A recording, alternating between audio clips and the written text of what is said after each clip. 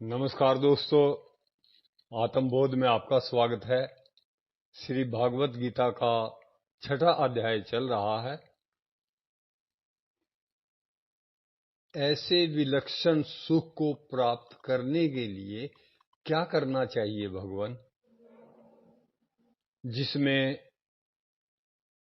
दुखों के योग का ही वियोग हो, अर्थात जिसमें संसार के साथ सर्वथा संबंध विच्छेद हो, उसी को योग नाम से जानना चाहिए।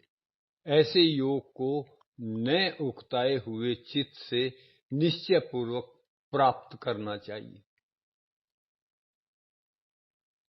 अपने स्वरूप को ध्यान से जिस योग की प्राप्ति होती है, उसकी प्राप्ति का और भी कोई उपाय है भगवान? हाँ, निर्गुण निराकार का ध्यान है। संकल्प से उत्पन्न होने वाली संपूर्ण कामनाओं का सर्वथा त्याग करके और मन से इंद्रिय समूह को सभी ओर से हटाकर धैर्यपूर्वक बुद्धि के द्वारा धीरे धीरे संसार से उपराम हो जाए और सब जगह परिपूर्ण परमात्मा में मन बुद्धि को स्थिर करके फिर कुछ भी चिंतन न करे। अगर चिंतन हो जाए तो अभ्यास करे, अर्थात यह अस्थिर और चंचल मन जहां जहां जाए वहां से हटाकर उसको एक परमात्मा में ही लगाए। ऐसा करने से क्या होगा भगवान? रजोगुणी वृत्तियों से रहित शांत मन वाले पाप रहित और ब्रह्म स्वरूप योगी को उत्तम सुख की प्राप्ति होगी। उसके बाद क्या होगा? अपने आप को सदा परमात्मा में लगाते हुए उस परम रहित योगी को सुखपूर्वक ब्रह्म स्वरूप अत्यंत सुख की प्राप्ति हो जाएगी।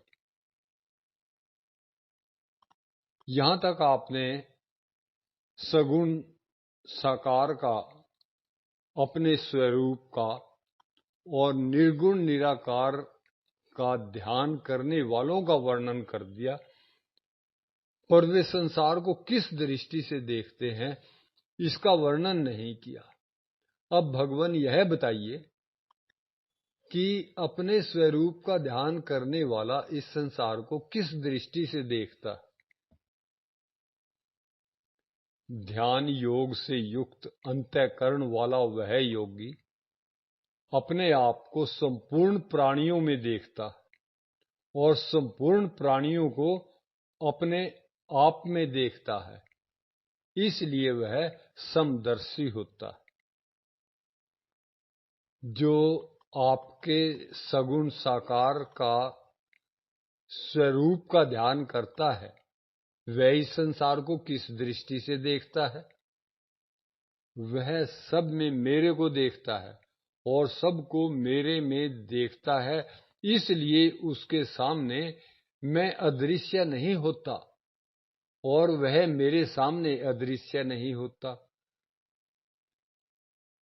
आप और वह योगी दोनों एक दूसरे के लिए अदृश्य क्यों नहीं होते भगवान? वह संपूर्ण प्राणियों में स्थित मेरे साथ एक होकर मेरा भजन करता है, इसलिए वह सबके साथ यथोचित बर्ताव करता हुआ भी नित्य निरंतर मेरे में ही स्थित रहता है। फिर हम दोनों एक दूसरे के लिए अदृश्य कैसे हो सकते? नहीं हो सकते हैं ना।